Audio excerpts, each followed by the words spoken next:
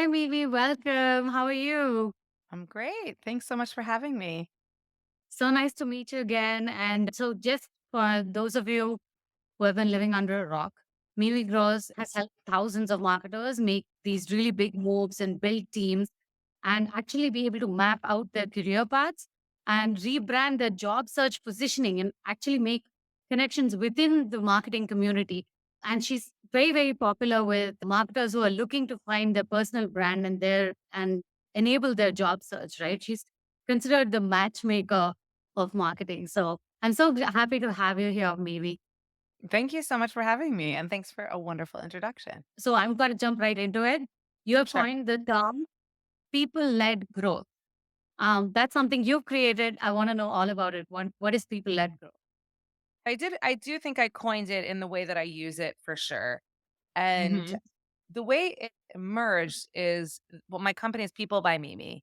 And, Hmm. I've always, since I was a child, I'm always been fascinated by people and people dynamics.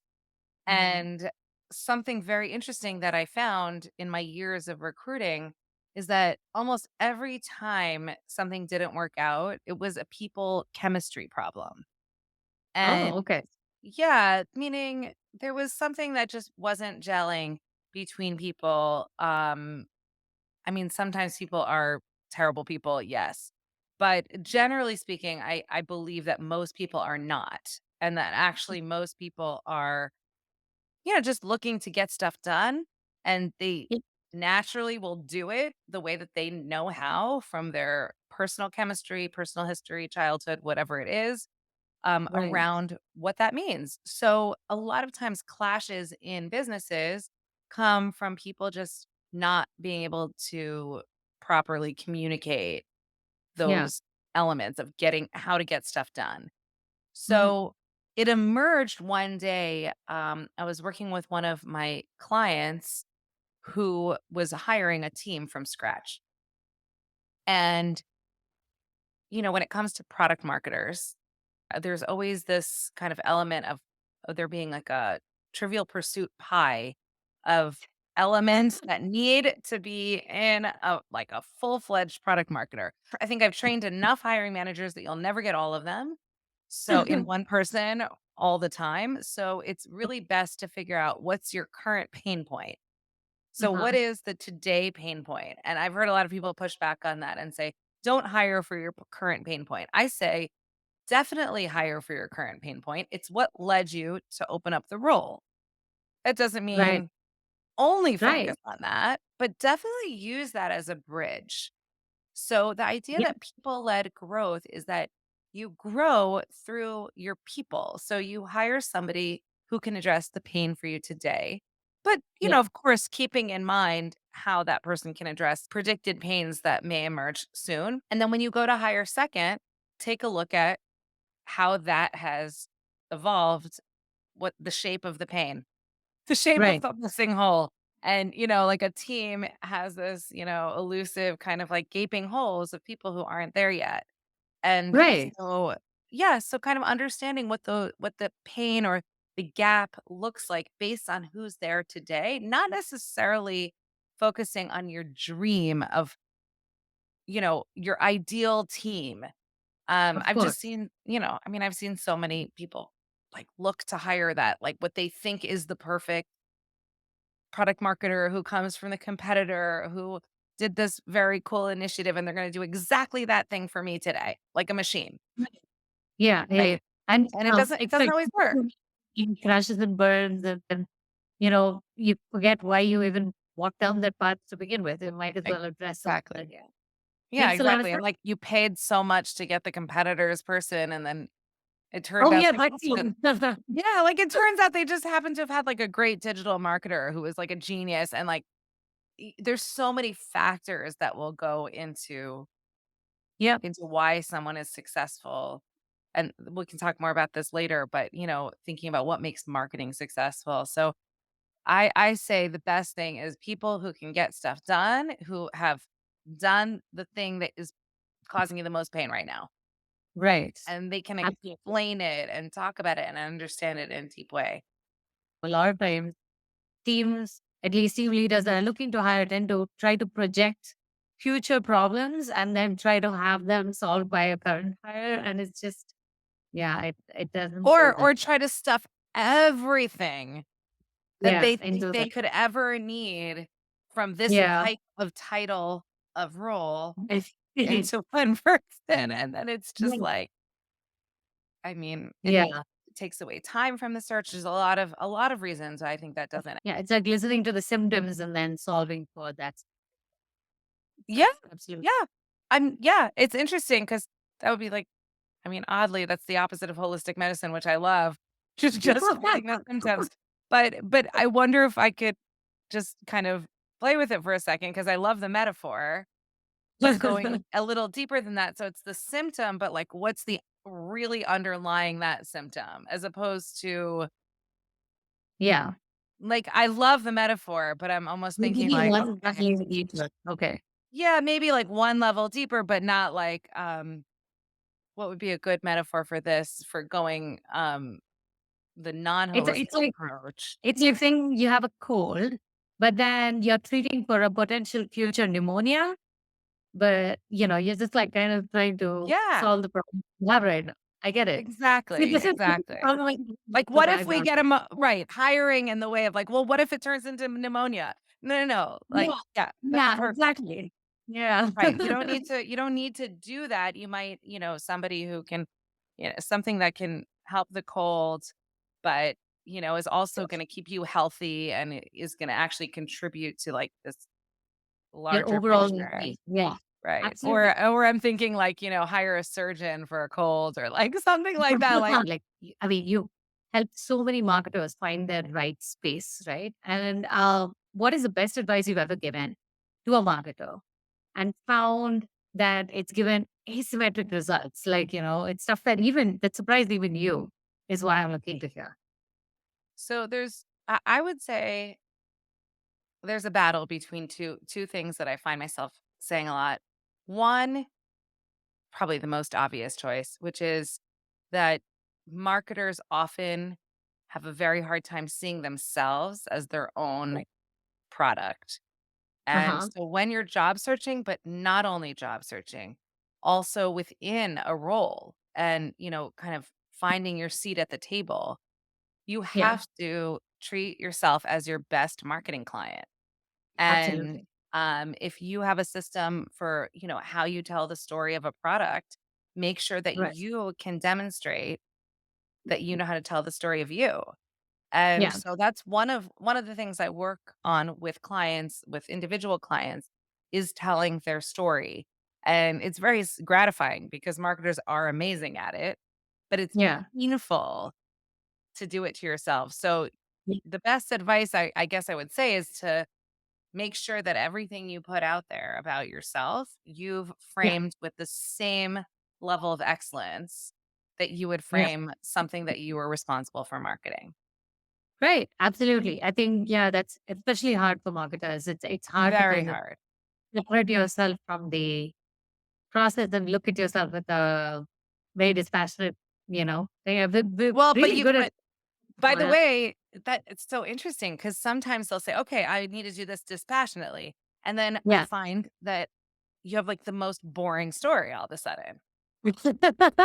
So it's so often ends up being like this really interesting on either end of the spectrum. Either you've taken yourself so far apart from it that Right. it's like your worst product that you've ever marketed because it Right. sounds so terribly boring and devoid of excitement and color and life, or Yeah. you're so in it that you can't you can't crystallize the message. You can't hone it. So I will say I don't hate the fact that I get to Yeah. do this with people. It's so, Right. so gratifying and wonderful.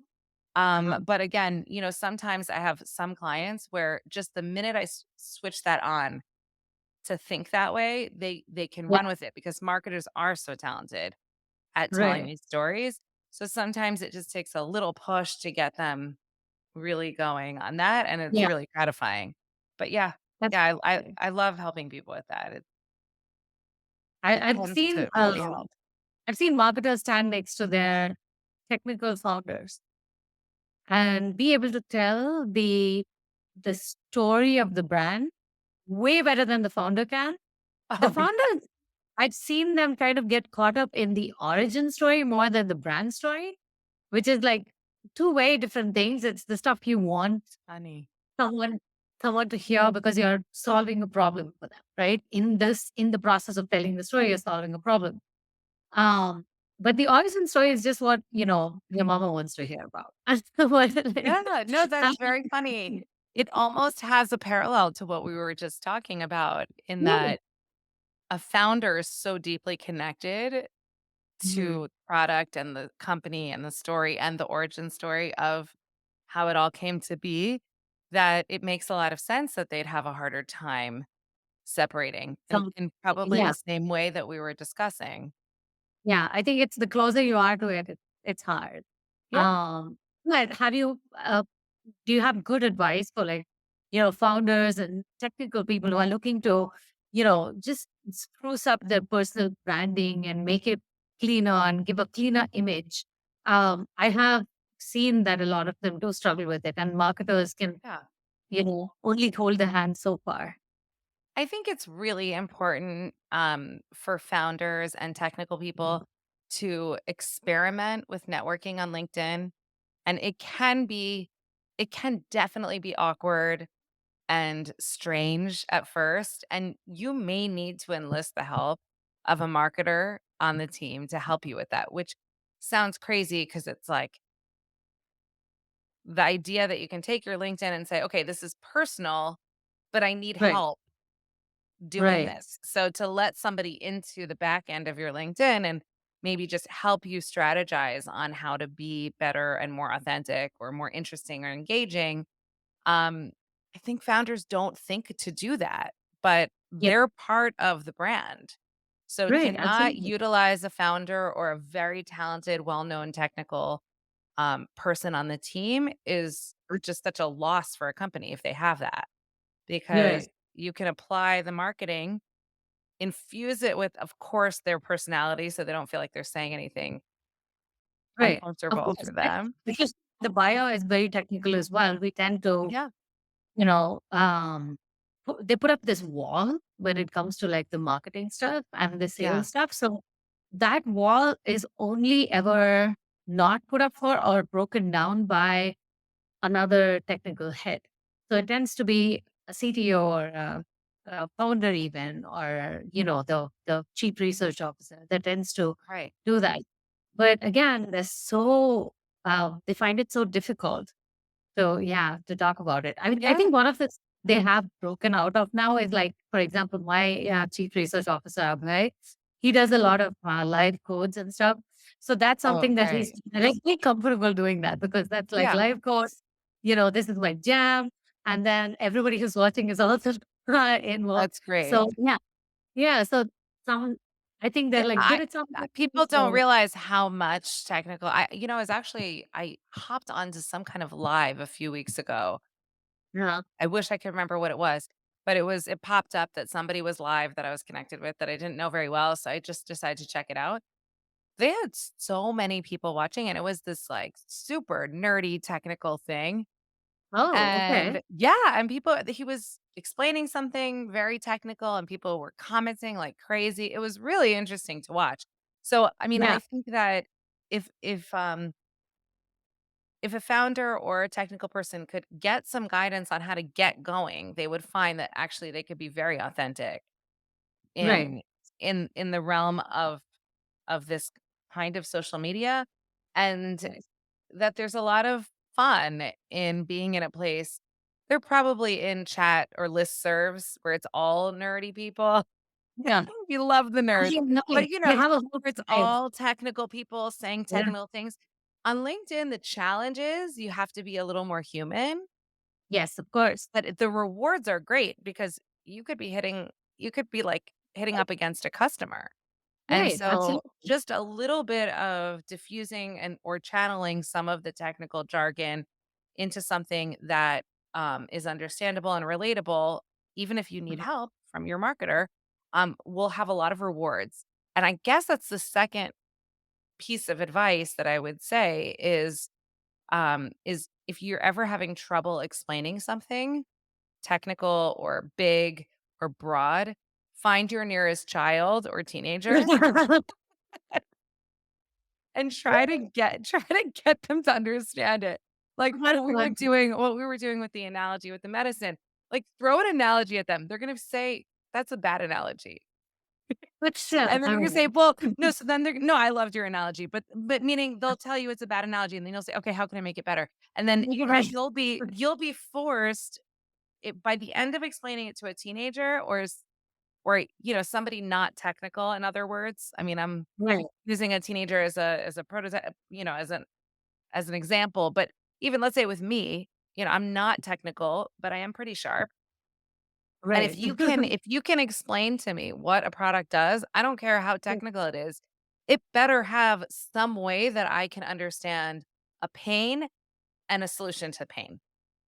Right, of And course. I can tell I was just doing this with a client who was like explaining something really complex. And I said, look, I'm not technical, but get deeper into the pain for me for a second, and then let's get Yeah, deeper into what you did as a solution. And I was able right. to understand it. I might not understand which wires were connected and how the packets were traveling and all of that, but I Yeah, yeah, understand what it the is. pain And point. and that's one of these elements that I find that cybersecurity AI companies who can tell the story that way, I find that the marketing tends to be more exciting. Yeah. No, it's true. I was having this chat with Abhi Anbaragan a few weeks ago, and he had the same thing. He said, there are so few who are differentiating themselves. Tom Arbach, who is so good in humor in Right. cybersecurity, right? Like, that infuses its own, the Yes. human element, everything, right? So that's, Humor is like the magic piece. yeah, yeah, yeah. It's And great. it's hard. It's not everybody's Very thing. hard. No, it's very Yeah. hard to They're like, incorporate. I'm all for a good dad joke, but it's not everyone cup of tea. Exactly. No, Uh, humor is very tricky because on one hand, it's a universal language. On the other hand, like the best humor, I would yeah. say everyone would love it. Everyone would laugh. Yeah. But then there's like millions of different pathways and channels that you could go. You don't have to make something that everyone laughs at. It can be Right. Yeah. So, the last time we were at Black Hat, we had a booth there for my company, AppSec Engineer, and then we have hands-on labs. So I said, let's just oh go wow. hard in on the dad joke, and I said, the best hands-on labs. So we printed out these totes with literally Labradors and people's hands on them. And some people loved it. They were like, this is hilarious. But some people were Right. like, okay, it's not Oh, joke. this But is a hey, dad joke, what right. you was bored. Honestly, I It's think all that yeah, I think also just taking yourself less seriously goes a long way yeah. also in terms of Yeah. engendering, affection. Yeah. That's the thing. It's we tend to forget that it's still a person, right? Like Yeah. even the buyer, seller, whatever it is, right? Whoever it is, it's still just another human being on the other end of the table. Yeah. Yeah, absolutely. Yeah. I think Um, that's why sometimes something like that could work, where it's funny, but not yeah, everyone's gonna be rolling in the aisles. It still right. just brings people down and, like, puts a little color and texture into what's happening Right. around you. Right. So, in while we're on the subject of like the human element, I also wanted to ask, and it can't be a discussion with me unless I ask. But are you using any AI in your marketing processes? Is there something that you've seen like a bit of a trend with that you really love? Anything that you have in terms of that, I would love to hear about. So, yeah, there's 2 pieces. So, number 1, I do advocate for the use of certain automation tools when it comes to outreach. And, Okay, I elaborate on that only, in consultation, exactly of which course. tools, but Uh-huh. every company uses automation on some level. And Of so course. one of the things that I do advocate for is making sure that you are infusing any automation with human elements. Right. And so that's something that I train a lot of people on in terms of outreach and how to connect authentically with either prospects or a community that you're building. Like there's a lot of Yes. obviously developer communities and Right. you just gosh, the developer's probably the worst. The second you show that you're automating anything, but there's my rule with automation, and this I can share, is if you're gonna automate any kind of outreach, make sure it's automate human at the very least. So make sure you're Right. inserting human into a step in your cadence. Right. Right. Um, Right. and if not doing that, then you're just going to annoy people and build a much higher moat of non-credibility, a much deeper moat or wider moat of not being credible. Yeah. Whereas if you infuse, personal interaction, it can be a time saver, but you're Yeah. not actually taking automation and using it as a replacement for human interaction. So Yes. Yeah. that's kind of my guiding principle on AI and outreach. AI in terms of chat GPT and writing and content. I have another kind of area that I've been experimenting with, which is, and I think this is universal, but I love sending, let's say, Chat GPT, and this is very basic. I know that uh, this kind of AI is being used deeper into products in a much more sophisticated way, but I'm talking about the most basic user interface of Chat GPT or something like that. So I Right. found that number one, I work harder at taking the content I'm inserting into it, at making that more nuanced, and then I put it Mhm. in, see what it says, and then take it out again. And Okay. that's one way is you can kind of glean how powerfully your point is being made. I kind of Okay. almost use it as a way to check if I'm being Okay. clear.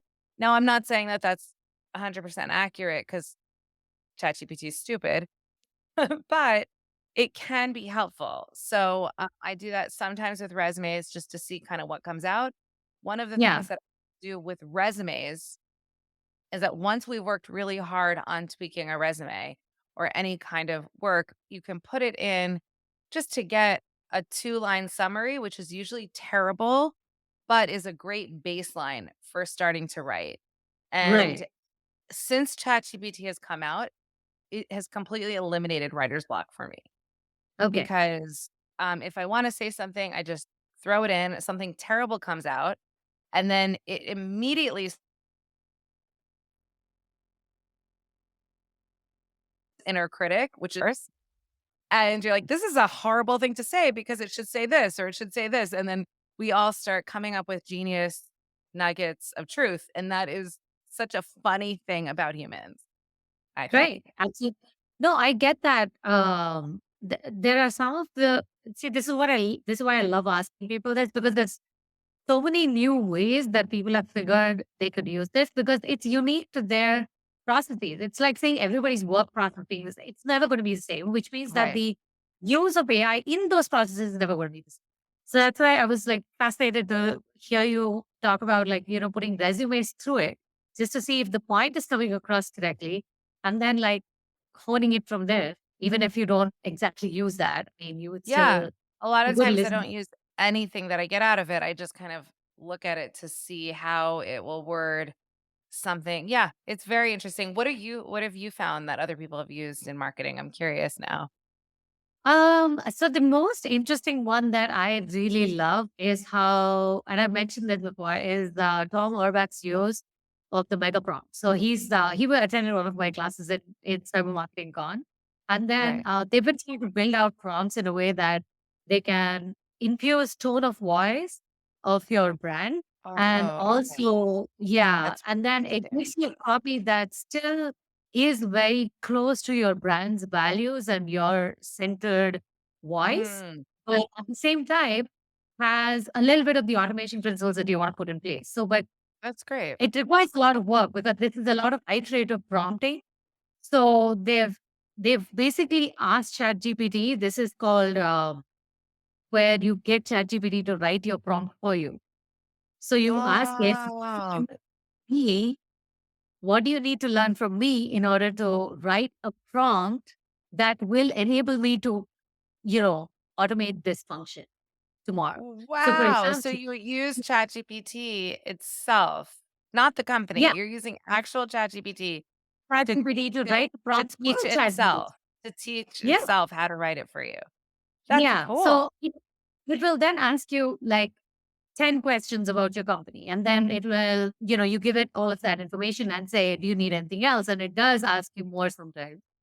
And then once it's really happy and it's ready to like start, and you can go like, okay, are you good now? And then you can actually see that's why there's the word chat in it.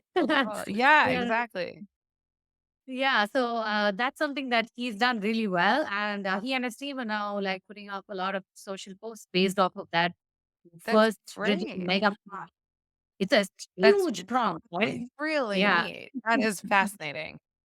No, Yeah, it, so it's obviously that's a little more of a technical usage of it. For me, it's just yeah, more like, I spent the first few months with ChatGPT just having ridiculous conversations with it about controversial things yeah. No, and I'm telling and you, seeing seeing like, what I could get it to say. And then yeah, eventually I just started actually utilizing it. But yeah. yeah, it I is have pretty a friend amazing. who is generating bedtime stories for their kid based on what issues they're going through that day. So Oh, that's so much bedtime stories. Yeah, I tried that on my daughter too.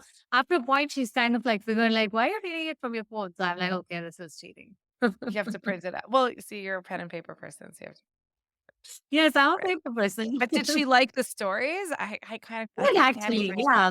You She can did? ask it and will give you stories that have funny sounds in them, that have a lot of funny characters, and then you can voice them out. It's a lot of fun. Yeah. That is really neat. Okay, yeah, I there's a whole world to Right. experience, So but if I say no I to it, guess you could bring it back even with what you're saying, which is that you get yeah, what you put in.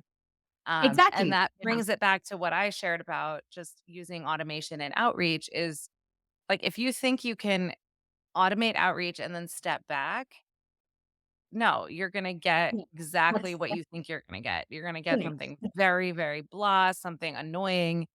Yeah. There's no that's what I think is the philosophically, it's one of the most interesting things that's happening with Yeah. ChatGPT is that humanity is actually getting much more nuanced and much more important because Yes. there's so much abundance of this automated element Yeah. that and it's so easy for humans to pick it out. It's Yeah. much easier than I think I want to say than they predicted. We Right. know automation right away usually. Um, and so it makes the human element so much more important and nuanced. And I think actually I could imagine it getting more sophisticated, the human side of Right. things Um, to yeah, contrast, absolutely. to Yeah. I think contrast it, but also in order to make it better, you have to be yeah. more human, which is Yes. very interesting. Yeah. And you have to be able to put in the time to even making that automation more humanistic still takes a little bit of effort and a little bit of time. And the marketer has to be willing to put in a little extra effort on that front. So that's Right. not going away anytime soon.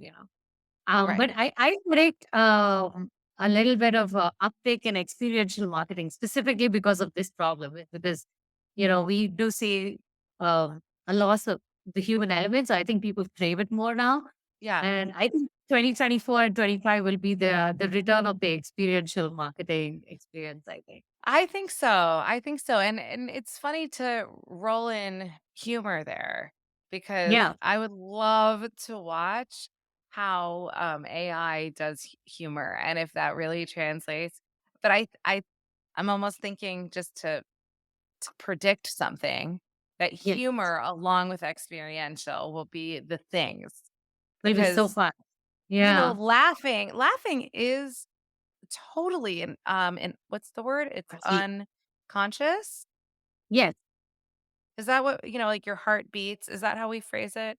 It's an Yeah. unconscious mechanism Unconscious. or Yes. not unconscious, but you don't choose it. What's the word I'm looking Yeah. for? Well, okay. Well, yeah, Anyway, yes, you know it's what I'm talking unconscious. about. Yeah. Anyway, so oh, I remember learning this in biology. But anyway, it's literally like your heart beating or like, a pain reflex, and so it's Right. kinda something that only something really funny can make you Yes. LOL, laugh out loud, Yes. and so Yes. I would love to watch what you're saying, the experiential element and, that becoming more important, and then also watching how humor plays out could be really, really interesting Really.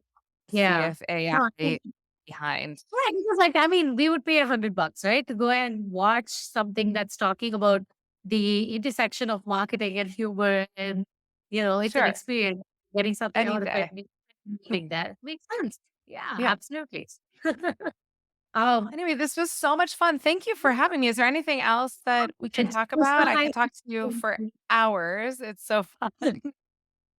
Thank you. I hope I'll see you at RSA and maybe we will catch up again Yeah. there. Yeah, I'm All right. excited. All right. Well, thanks so much for asking me to be Thank on. you. And this is fascinating. I loved it. And great Thank you questions too. so much for making the time. I really appreciate it. Thank you. Okay, take care. Bye-bye.